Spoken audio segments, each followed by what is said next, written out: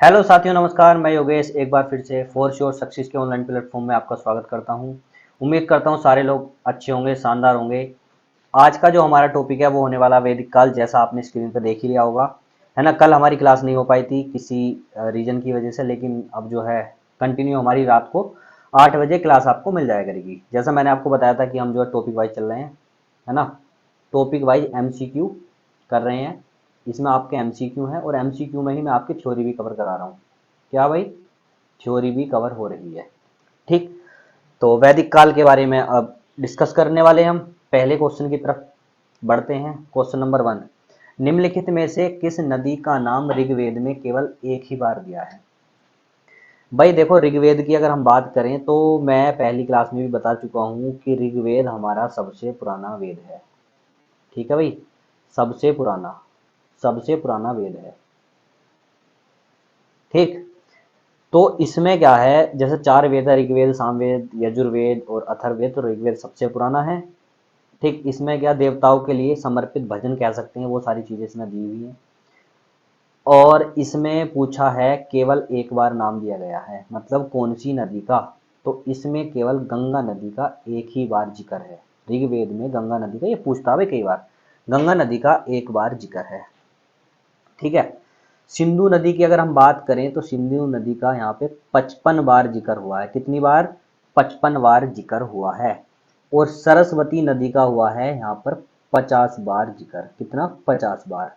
सरस्वती नदी सबसे पवित्र नदी थी। सबसे पवित्र नदी। कैसी नदी थी भाई? सबसे पवित्र नदी थी। ठीक। झेलम की अगर हम बात करें तो झेलम नदी आपने सुना होगा, हाइडे स्पीच का युद्ध। हाइडेस का युद्ध हुआ था। किस किस के बीच में हुआ था? सिकंदर और राजा पोरस के बीच में। सिकंदर वर्सेस पोरस। कब हुआ था ये कब हुआ था भाई? 326 में। कब? 326 ईस्वी में ये हुआ था। ठीक है, चलिए। अच्छा, सिंधु नदी का ना एक नाम और मिल जाता है कई बार। सिंधु नदी का एक नाम और मिलता है, ये होता है आपका हिरण्यवी। हिरण्यवी। ठीक, चलिए नेक्स्ट स्लाइड पे और थोड़ा सा कुछ डिस्कस कर लेते हैं, क्योंकि हमें थ्योरी भी कवर करनी है इसके साथ साथ, तो डिस्कशन कर ही लेते हैं। चलिए, और इसके बारे में हम क्या क्या पढ़ेंगे। देखो, अभी हमने नदियों का जिक्र करा है, तो हम इनके ना नए और पुराने नाम देख लेते हैं। नया नाम क्या है और वही पुराना क्या था। पुराना क्या था, जैसे मैं बात करूं पहली रिवर की, है ना। पहली रिवर की मैं बात करूं, झेलम। झेलम पर ही खत्म करा, झेलम से ही शुरू करते हैं। झेलम नदी का नाम था वितास्ता। वितास्ता। ठीक है भाई, या वितस्ता भी लिखा मिल सकता है, वितस्ता। ठीक है। चिनाब। चिनाब नदी का क्या नाम था? ठीक है, बताओ आप। गंडक का क्या नाम था? ठीक है। घग्गर का क्या नाम था? और भाई रावी का क्या था? और बताना है, व्यास नदी का क्या नाम था? ठीक है। लास्ट बता दो, सतलज का क्या नाम था? इन सब के मुझे नाम। चलो कंटिन्यू करते हैं भाई। चिनाब का क्या नाम था? चिनाब का था अस्किनी। अस्किनी चिनाब का नाम था। गंडक का नाम था सदानीरा। घग्गर नदी को ही हम कहते थे सरस्वती या द्वसदती। सरस्वती। सरस्वती। इसको हम देवी तमा भी कहते थे। देवी तमा। इसको हम माते तमा भी कहते थे, माते तमा। ठीक है जी। हाँ, और इसको हम नदी तमा भी कहते थे, नदी तमा। ठीक। रावी का क्या था? रावी का था परुष्पणी। परुष्पणी। परुष्पणी। व्यास नदी का नाम था विपाशा। विपाशा। और सतलज का नाम था सतुद्री। ठीक है, सतुद्री। तो ये सारी चीजें याद कर लेंगे। नेक्स्ट क्वेश्चन की तरफ हम बढ़ते हैं, प्रश्न नंबर 2 की तरफ हम बढ़ते हैं। उपनिषद में निम्नलिखित में से किस महिला विद्वान का उल्लेख किया गया है? किस महिला विद्वान का उल्लेख किया गया है। सबसे पहले तो आपको पता होना चाहिए कि भाई उपनिषद कितने हैं। उपनिषद कितने हैं, तो टोटल जो है हमारे उपनिषद, उपनिषद होते क्या हैं ये बता दूंगा मैं आगे, मतलब चलो बता ही देता हूँ अभी। उपनिषद का मतलब क्या है? उपनिषद का मतलब होता है समीप बैठकर ज्ञान प्राप्त करना। समीप बैठकर ज्ञान लेना या शिक्षा लेना। किसके समीप बैठकर? गुरु के समीप बैठकर, है ना, यहाँ लिख देते हैं गुरु के समीप। गुरु के समीप इस उपनिषद का बेसिक मतलब ये होता है, ठीक है। तो इसमें क्या होता है, पहले जैसे हमारे वेद लिखे गए, वेद के बाद उनके ब्राह्मण ग्रंथ लिखे गए, फिर अरण्य लिखे गए, फिर हमारे उपनिषद लिखे गए। तो उपनिषद कितने हैं? कुल उपनिषद, कुल उपनिषद कितने हैं? कुल उपनिषद कितने हैं? ये हैं हमारे 108 उपनिषद। कितने हैं भाई? 108। जिसमें से मुख्य कितने हैं? मुख्य अगर देखो मैं बात करूं, कई जगह मैंने 13 लिखा भी देखा है, कई जगह 11 भी देखा है, लेकिन टेक्स्ट बुक ने जो प्रीवियस ईयर के आधार पर माना है वो 11 माना है। कितना? 11 माना है। लेकिन कई बार आपको अगर कहीं ऑप्शन में 13 मिल जाए तो आप इसको भी सही कर लेंगे, लेकिन ज्यादा सही ये वाला है ना। 11 मुख्य उपनिषद है। आगे पढ़ेंगे कौन कौन से 11 मुख्य उपनिषद है, लेकिन अभी हमारा प्रश्न क्या है, निम्नलिखित में से किस महिला विद्वान का उल्लेख किया गया है। तो भाई वो महिला विद्वान कौन सी थी? वो महिला विद्वान थी गार्गी। कौन सी थी भाई? गार्गी, है ना, ये थी हमारी गार्गी। गार्गी का जिक्र इसमें मिलता है। अच्छा, गार्गी की क्या कहानी है इसमें? इसका गार्गी का संवाद हुआ था किसके साथ? याज्ञवल्क्य के साथ। याज्ञवल्क्य, याज्ञवल्क्य के साथ, है ना, याज्ञवल्क्य के साथ संवाद हुआ था। गार्गी प्लस याज्ञवल्क्य संवाद कह सकते हैं, ठीक। इसका जिक्र मिलता है। अच्छा, ये किस उपनिषद में मिलता है? जैसे मैंने अभी बताया 108 उपनिषद, इनके कुछ नाम भी तो होंगे, तो ये कौन से उपनिषद में मिलता है? तो देख लेते हैं भाई, ये स्लाइड ले लो अपनी। चलिए, ये उपनिषद था आपका वृहदारण्यक, वृहदारण्यक उपनिषद, वृहदारण्यक उपनिषद। इसमें मिलता है आपका क्या? गार्गी और याज्ञवल्क्य का संवाद, है ना। गार्गी प्लस याज्ञवल्क्य, याज्ञवल्क्य। अच्छा, ये जो उपनिषद है ये सबसे बड़ा उपनिषद है, सबसे बड़ा उपनिषद है ये, सबसे बड़ा उपनिषद है। इसके बारे में और चीज मैं बताऊं, तमसो मां ज्योतिर्गम है, ये भी यहीं से लिया गया है। ये पूछता है तमसो मां ज्योतिर्गमय कहां से लिया गया है? ये लिया गया है आपका बृहदारण्यक उपनिषद से। और ये पूछता कि जो आप ओम शब्द, ओम जो शब्द है, ओम शब्द, ओम शब्द भी आपका बृहदारण्यक उपनिषद से लिया गया है, ठीक है भाई, लिया गया है। अच्छा, और क्या है, जैसे मैंने आपको बताया कि भाई उपनिषद क्या ना एक छोटा भाग है। सबसे पहले क्या लिखे गए थे? सबसे पहले लिखे गए थे वेद, जो होते हैं हमारे 4 वेद लिखे गए थे। वेद के बाद उनके ब्राह्मण ग्रंथ लिखे गए, ठीक है। उसके बाद उसके बाद आरण्यक लिखे गए, और आरण्य के बाद लिखे गए आपके उपनिषद। क्या लिखे गए भाई? उपनिषद लिखे गए। ये वाली चीज ध्यान रखेंगे, ठीक। और मैंने जैसे आपको बताया ये 108 उपनिषद होते हैं, 108 होते हैं। 108 में से ये डिवाइड कैसे कैसे हुए? 4 प्लस 2 6 हो गए, प्लस 102। इसका मतलब ये है, ये 4 जो हैं केवल और केवल गद्य में लिखे गए हैं, और ये जो 102 हैं ये केवल और केवल पद्य में लिखे गए हैं, और ये 2 जो हैं ये गद्य प्लस पद्य दोनों में लिखे गए हैं। गद्य प्लस पद्य दोनों में लिखे गए हैं, ठीक है। गद्य प्लस पद्य दोनों में लिखे गए। और इसमें क्या है, एक हमने पढ़ लिया सबसे बड़ा। अगर वो पूछ ले सबसे छोटा उपनिषद कौन सा है, सबसे छोटा उपनिषद कौन सा है, सबसे छोटा उपनिषद, तो सबसे छोटा उपनिषद कौन सा है? वो है आपका मांडू मांडू क्योपनिषद। क्योप मांडूक्योपनिषद मांडूक्योपनिषद सबसे छोटा उपनिषद है भैया ये। सबसे बड़ा बृहदारण्यक और सबसे छोटा मांडूक्य उपनिषद।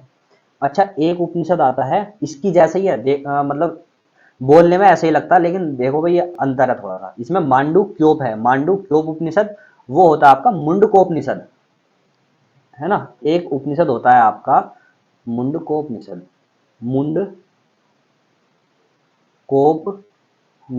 मुंडकोपनिषद, है ना। दोनों की इनकी स्पेलिंग भी, वर्तनी भी अलग अलग है।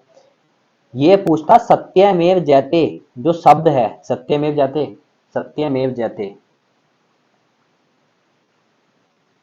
सत्यमेव जयते कहाँ से लिया गया? सत्यमेव जयते कहाँ से लिया गया? मुंडकोपनिषद से लिया गया। सबसे बड़ा उपनिषद बृहदारण्यक उपनिषद, सबसे छोटा उपनिषद मांडूक्य उपनिषद।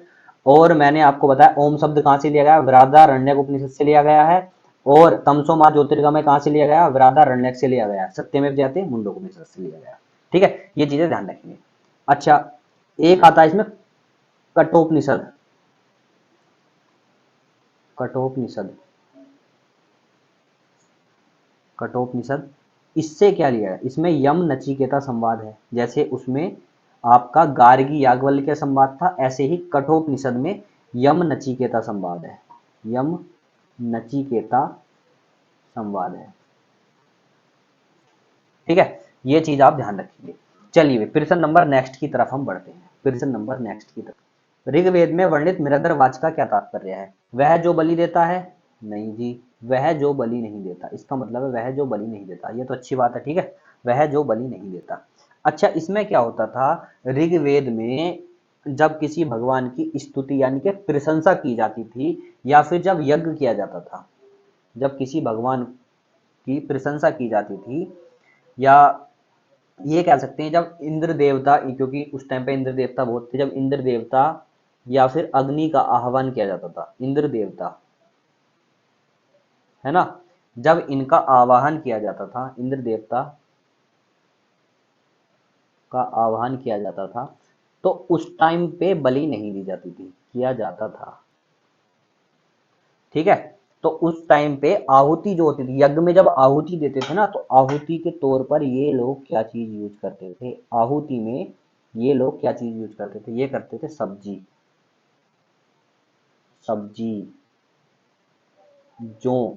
भाई जौ को तो बहुत पवित्र मानना है, और जौ को हम यव कहते थे, ये भी हम आगे डिस्कस करेंगे।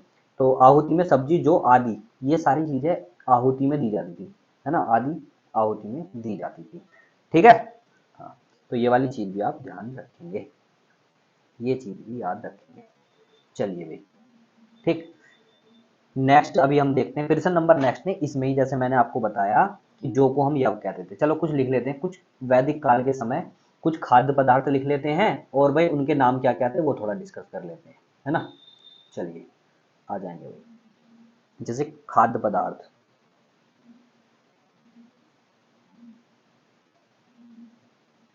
खाद्य पदार्थ, ठीक।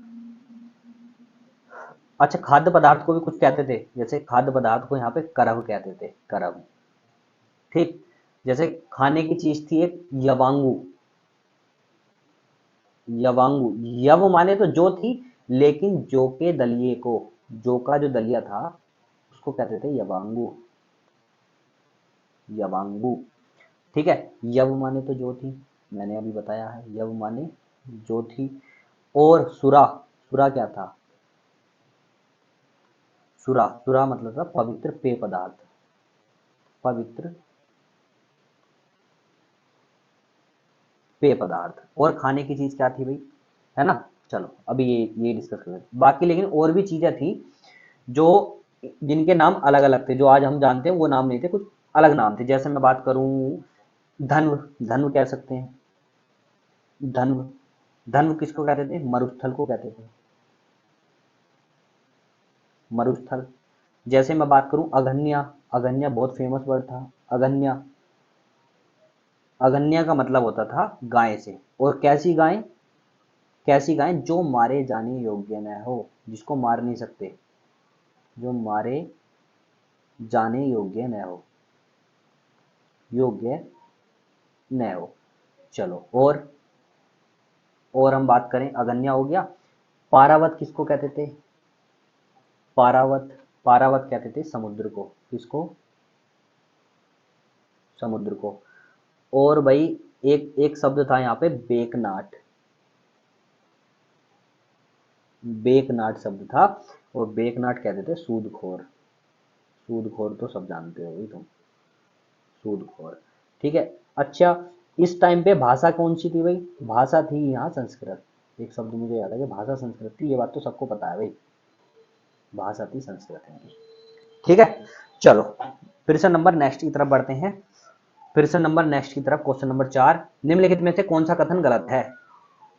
सबसे प्राचीन वेद ऋग्वेद है, जिसकी रचना 3500 वर्ष पूर्व में हुई थी। बिल्कुल 100% सत्य बात है भाई। मात्र एक संस्कृत शब्द है, बिल्कुल सत्य बात है। ऋग्वेद को पाठ करने और सुनने के बजाय पढ़ा जाता था, बिल्कुल गलत बात है। ऋग्वेद के कुछ मंत्र संवाद के रूप में है, बिल्कुल सही बात है। तो हमें गलत वाला ही बताना, तो जो गलत है वही सही है भैया, जो गलत है वही सही, मतलब यही वाला कटिया। आप इसको जो है, कुल मिलाकर बात ये है, यही वाला सही है ना, यही वाला सही है। अच्छा, ऋग्वेद को पाठ करने और सुनने के बजाय पढ़ा जाता था? नहीं, ऐसा नहीं होता था। ऋग्वेद को पाठ करने के बजाय सुनाया और सुना जाता था, पढ़ा नहीं जाता था। ऋग्वेद को, इसमें लिख लो ये लाइन, ऋग्वेद को पाठ करने के बजाय, पाठ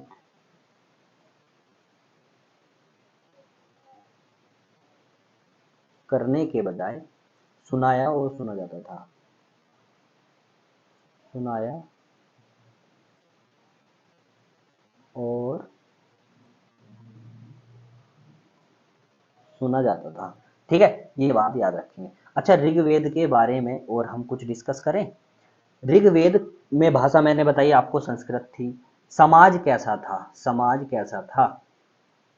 भाषा तो अभी हम पीछे लिख के आए हैं। भाषा थी संस्कृत। कैसी थी? संस्कृत। समाज कैसा था? सिंधु घाटी सभ्यता में मात्र सत्तात्मक समाज था, लेकिन यहाँ पितृसत्तात्मक था। कैसा था यहाँ? पितृसत्तात्मक, पितृसत्तात्मक समाज था।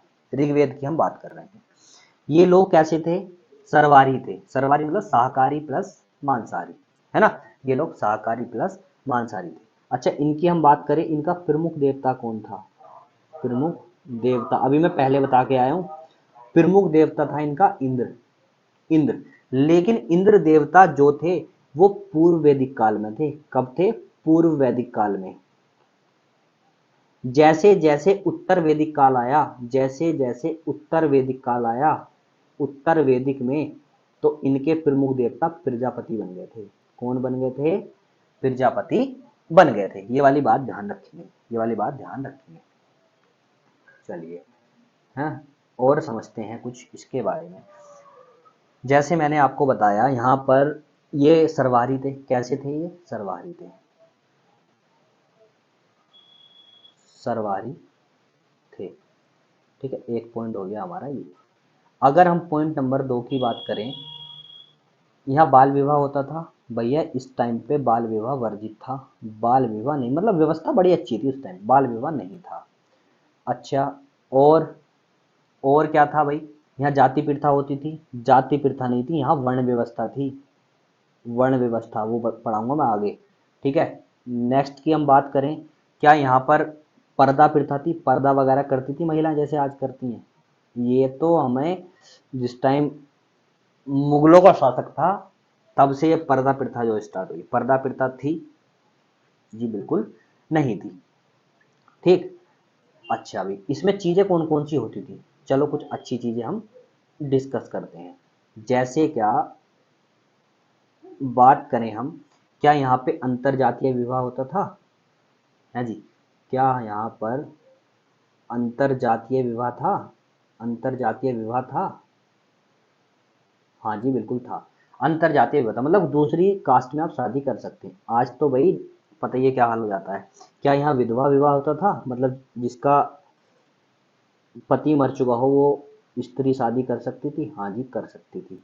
अच्छा, एक प्रथा और थी यहाँ पर जिसे हम कहते हैं नियोग प्रथा। नियोग प्रथा ये है, अगर कोई दंपत्ति यानी कि कोई पुरुष, ठीक, बच्चा पैदा करने में सक्षम नहीं है तो वो वंश को आगे बढ़ाने के लिए किसी और से बच्चा पैदा करवा सकते थे। ठीक है ना, इसको कहते हैं नियोग प्रथा। ये चीज़ थी, है ना। इस चीज़ को आप अपने उससे देख लेना, ये चीज़ आपको सही लगी या कैसी लगी भाई, है।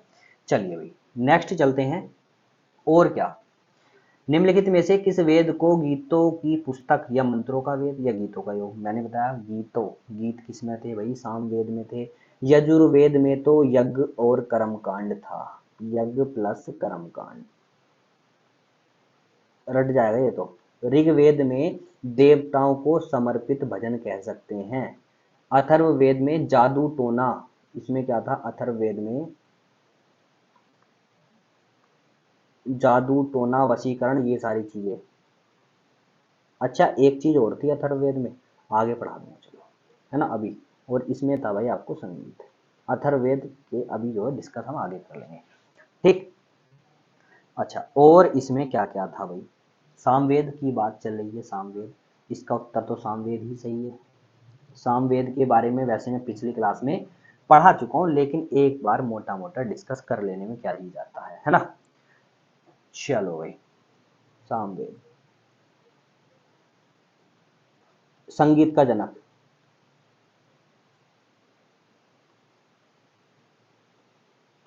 ठीक है। नेक्स्ट पॉइंट, स्वरों का पहली बार प्रयोग, स्वरों का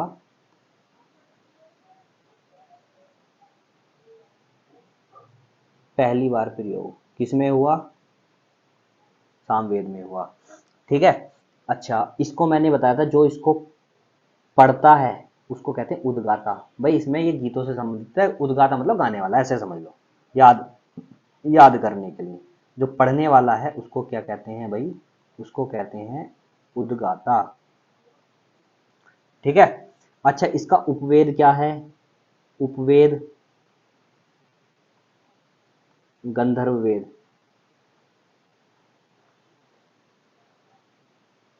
ठीक है, गंधर्व वेद, ठीक। किस, कौन संकलन करता थे? संकलन करता भरत मुनि। संकलन किसने किया था?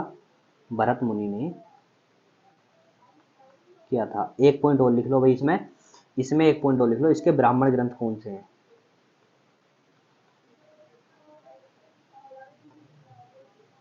ब्राह्मण ग्रंथ कौन कौन से हैं? पंचवीस षड्वीस,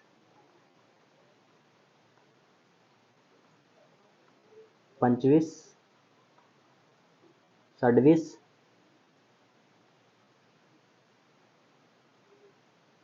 आर से और जैमिनी है, ठीक है। पंचवीस षड्वीस आर से और जैमिनी है। चलो ये वैसे मैं पहले पढ़ा चुका हूँ, इसलिए मैंने थोड़ा जल्दी इसको खींच दिया। नेक्स्ट प्रश्न की तरफ चलें, प्रश्न नंबर 6 की तरफ आ जाओ, प्रश्न नंबर 6 की तरफ आ जाओ। ऋग्वेद में 128 सूक्त हैं जिन्हें 10 पुस्तकों में व्यवस्थित किया गया है, जिन्हें कहा जाता है? भाई ऋग्वेद की बात बताई मैंने, इसमें क्या है ना, है ना। चलो ऋग्वेद पहले पढ़ लेते हैं, क्वेश्चन तो अभी डिस्कस, आप आंसर खुद ही दे दोगे। ऋग्वेद की अगर हम बात करें,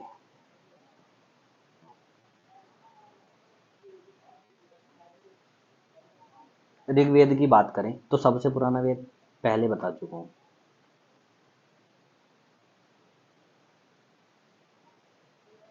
सबसे पुराना वेद।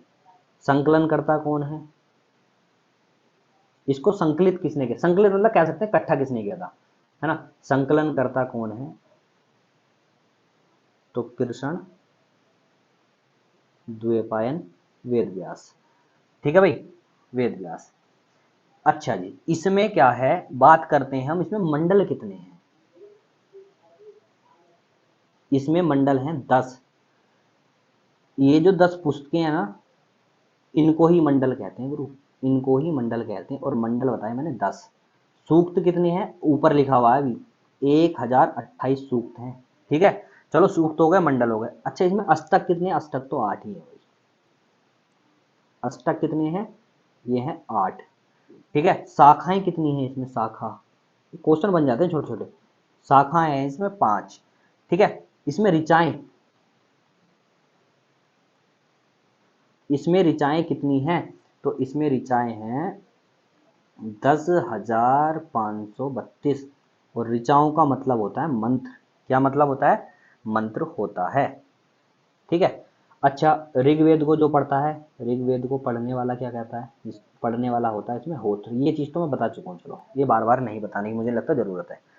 ठीक है। अच्छा ऋग्वेद से संबंधित और कुछ अच्छी अच्छी चीजें देख लें, मजा सा आ जाएगा भाई क्लास में, देखो तो। चलिए भाई आ जाइए, अभी मैंने इसमें बताया कि भाई ऋग्वेद में कितने मंडल हैं, 10 मंडल हैं। ठीक है, अभी हमने पीछे जिक्र करा है। अगर हम बात करें कि ऋग्वेद का जो तीसरा मंडल है,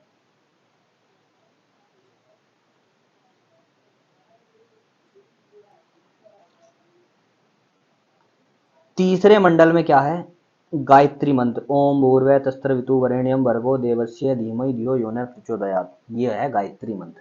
ठीक है, ये कौन से मंडल में पूछ लेता, कौन से मंडल, तीसरे मंडल में। किसको समर्पित है ये सूर्य देवता को समर्पित है, सूर्य देवता को समर्पित।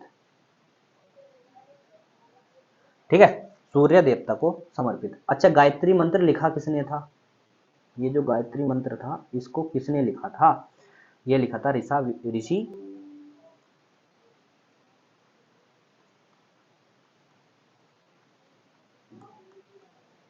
ऋषि विश्वामित्र ने। ठीक है, कई बार पूछता है, ये तो हो गया तीसरा मंडल आपका डन। अगर बात करें हम चौथे मंडल की, पूछता है चौथे मंडल में बताओ, चौथे मंडल में क्या था, तो चौथे मंडल में थी आपकी कृषि, कृषि। अच्छा ये पूछता कृषि का जिक्र वेद ऋग्वेद में कितनी बार आया, तो भैया कृषि शब्द का जिक्र, इस जो शब्द है जो, ये जो कृषि शब्द है इसका जिक्र 33 बार आया भाई। कितनी बार, 33 बार। सातवां मंडल, सातवें मंडल में क्या था, सातवें मंडल में था 10 राज युद्ध का वर्णन, 10 राज युद्ध, 10 राज युद्ध का वर्णन। ठीक है, ये युद्ध 10 राजाओं और राजा सुदास के बीच में हुआ था, है ना। तो इसमें वैसे मेन रोल में कौन कौन थे, इसमें ऋषि वशिष्ठ थे, ऋषि वशिष्ठ वर्सेस राजा सुदास, राजा सुदास। ठीक है, इसमें विजयी हुए थे राजा सुदास। ठीक, ये वाली बात ध्यान रखेंगे। अच्छा तीसरा मंडल हो गया, चौथा मंडल हो गया, सातवां मंडल हो गया। अगर हम बात करें आठवें मंडल में क्या था, ठीक है, एक मंडल था आठवां मंडल,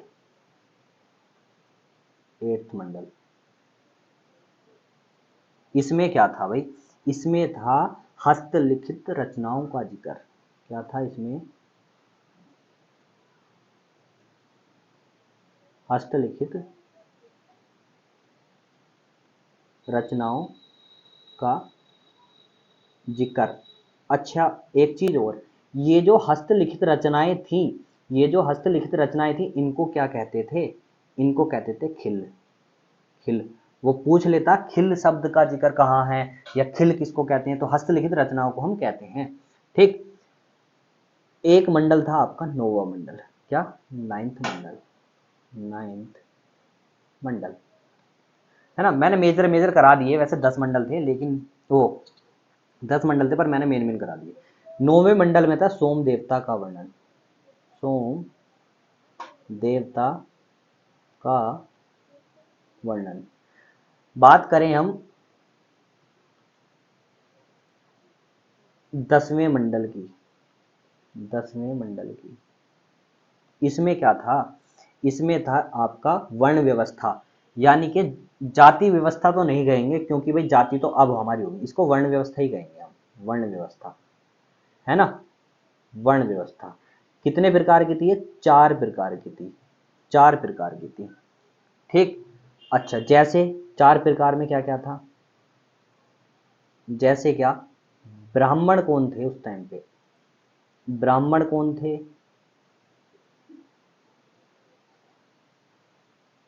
क्षत्रिय कौन लोग होते थे? ठीक है, शूद्र कौन थे? और वैश्य। अब तो जो जहां जन्म लेता, मैंने पंडित ब्राह्मण के घर जन्म लिया, मैं ब्राह्मण, क्षत्रिय के घर में लिया क्षत्रिय, लेकिन पहले जो जैसा काम करता था वैसे। जैसे ब्राह्मण होते थे जो शिक्षा का काम करते थे, शिक्षा देने का काम। क्षत्रिय वो थे जो क्या रक्षा का काम करते थे, रक्षा का काम। शूद्र वो थे जो क्या कारीगर थे, कारीगर। ठीक है। और वैश्य वो थे जो व्यापार करते थे।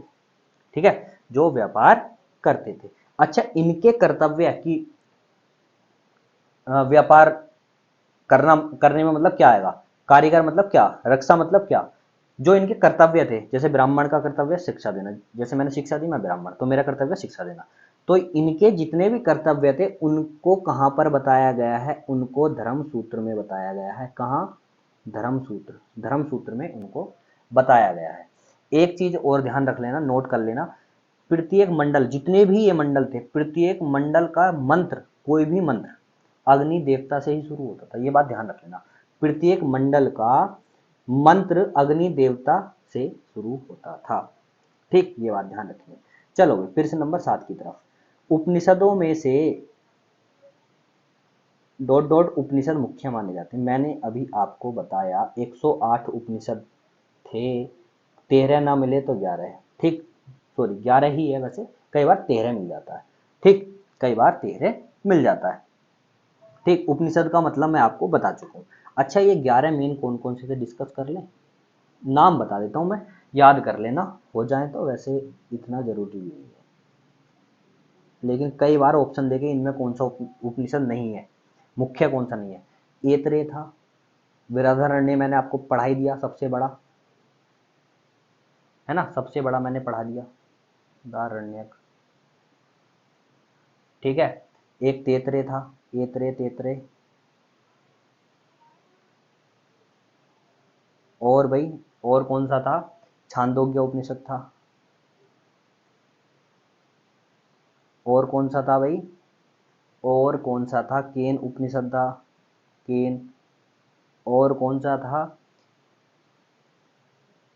ईशावास्य, ईशावास्य उपनिषद, ईशावास्य।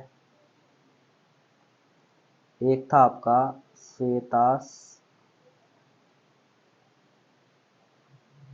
श्वेताश्वतर। और एक था आपका, कितने हो गए? दो दो चार दो छः, एक 7 हो गए, 4 और रह गए भाई। कठोपनिषद बीच में आता था।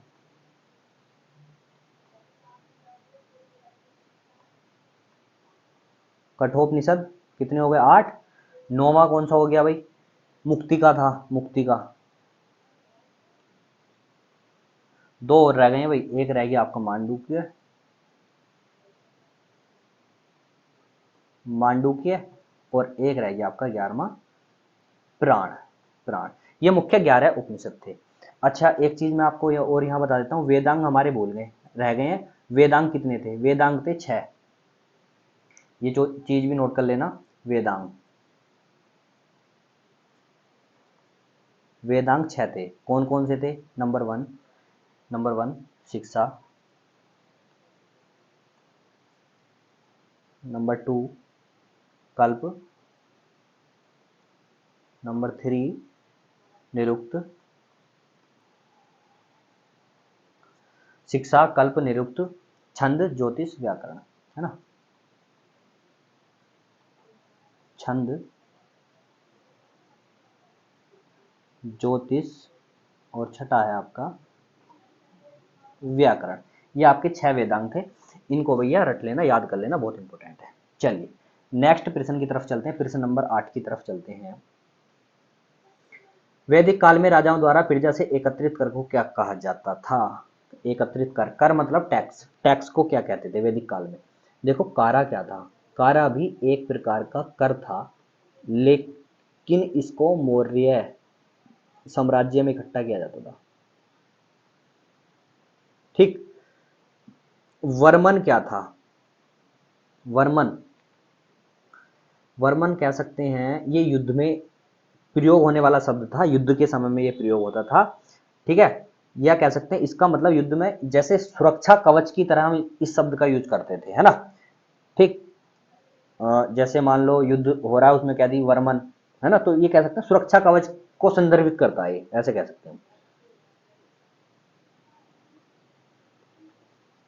सुरक्षा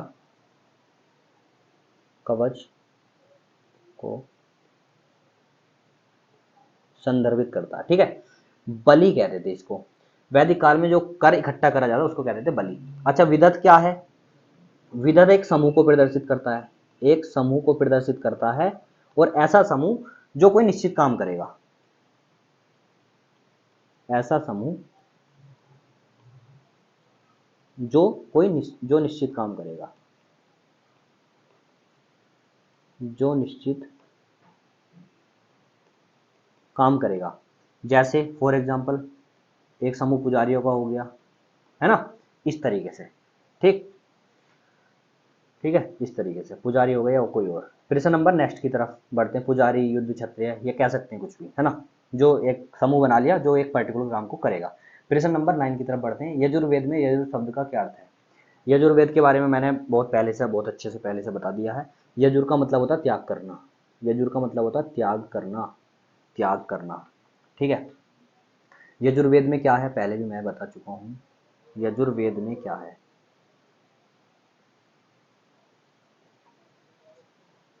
यजुर्वेद में यज्ञ कर्मकांड है, यज्ञ प्लस, यज्ञ प्लस कर्मकांड। ठीक है, यज्ञ प्लस कर्मकांड। पढ़ने वाला अधर्व्यू। ठीक है, जो इसको पढ़ने वाला उसको हम अधर्व्यू कहते हैं। जो इसका उपवेद है, जो इसका उपवेद है उसको हम धनुर्वेद कहते हैं। ठीक है, संकलनकर्ता इसके विश्वामित्र थे, और इसके जो ब्राह्मण ग्रंथ हैं ये मैं पढ़ा चुका हूँ, है ना, इसलिए मैं इसको थोड़ा स्पीड से खींच रहा हूँ। इसके जो ब्राह्मण ग्रंथ हैं वो तेतरे और भाई साहब सतपथ हैं, सतपथ हैं, ये बात ध्यान रखेंगे। चलिए भाई, प्रश्न नंबर नेक्स्ट, आज का लास्ट प्रश्न है। निम्नलिखित में से किस वेद में रोगों का उपचार दिया गया है? रोगों का उपचार मैंने अभी पीछे शायद बताया था, मैं आपको एक स्लाइड दिखाता हूँ। चलो छोड़ो, नहीं बताया होगा, बता देता हूँ। रोगों का उपचार देखो, एक वेद है आपका अथर्ववेद, ठीक है ना, अथर्ववेद।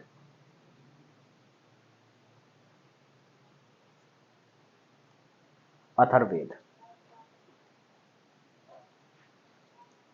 अथर्ववेद में क्या है? अथर्ववेद में क्या है भाई?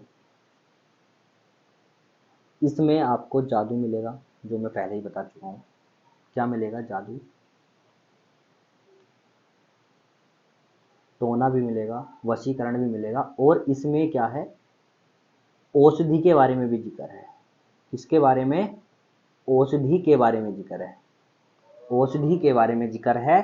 और इसमें, और इसमें क्या है, कृषि को प्रभावित करने वाले कीटों को भी जिक्र है। ये इंपॉर्टेंट चीजें हैं भाई, कृषि को प्रभावित करने वाले कीटों का जिक्र भी है इसमें। अच्छा, और कुछ बेसिक चीजें, एक दो चीज और मैं बता देता हूँ। सबसे नया वेद है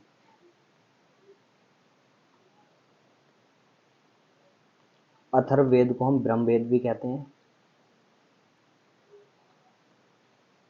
ब्रह्मवेद भी कहते हैं। कैसा है ये?